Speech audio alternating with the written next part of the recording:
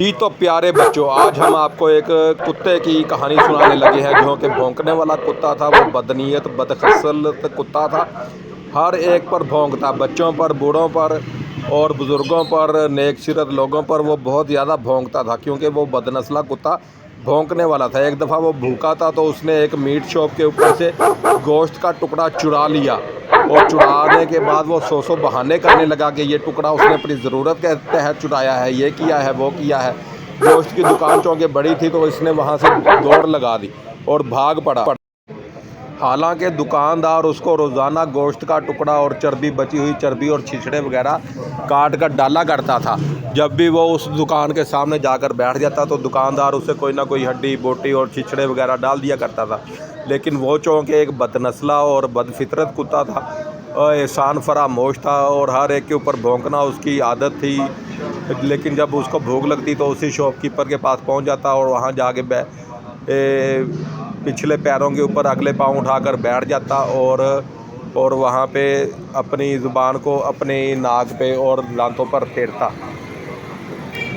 روزانہ کے روزانہ اس نے اس کو گوشت ڈالتا تھا، لیکن پھر بھی وہ ایک دن اس نے چوری کری اور بھاگ پڑا اور بھاگنے میں کامیاب ہو گیا۔ بھاگتے بھاگتے اور بھی بہت سارے کتوں نے اس کا پیچھا کرنے کی کوشش کی، اس کے ساتھ ملنے کی کوشش کی، لیکن چونکہ وہ ایک بدنسلہ اور بدفطرت اور کامچور اور بزدل قسم کا کتا تھا، اس لیے وہ سب سے زیادہ تیز بھاگ جاتا تھا کیونکہ اسے اپنی موت کا خوف تھا کہ کہیں اس کو موت نہ آ جائے۔ لیکن جو کام وہ چھیڑ چکا تھا وہ موت سے زیادہ خطرناک تھا، تو آہستہ آہستہ اس کو وہ شہر چھوڑ۔ تو دوستو، ہوا پھر کچھ یوں کہ ایک دفعہ کچھ شکاریوں نے اس کو شکار کرنے کی کوشش کی اور وہ اپنے جال اور پھندے اور ڈنڈے سوٹے لے کر اس جہاں پہ ہو سکتا تھا کہ وہ کتا موجود ہو وہاں پر بھاگ پڑے، اور بھاگتے بھاگتے وہاں پہنچے تو وہاں جا کر پتہ چلا کہ کتا تو ڈر کے مارے وہاں پہ آیا ہی نہیں، اس کو کسی نے مخبی کر دی تھی کہ آج تجھے کتے کی موت مار دیا جائے گا۔ پھر وہاں سے اس کتے نے بھاگنے میں ہی عافیت سمجھی۔ پھر وہ شکاری بھی بڑے تگڑے تھے، وہ اس کے گھر تک پہنچ گئے، لیکن وہ وہاں سے بھی بھاگ گیا اور بھاگتے بھاگتے جنگل میں پہنچ گیا دور دور۔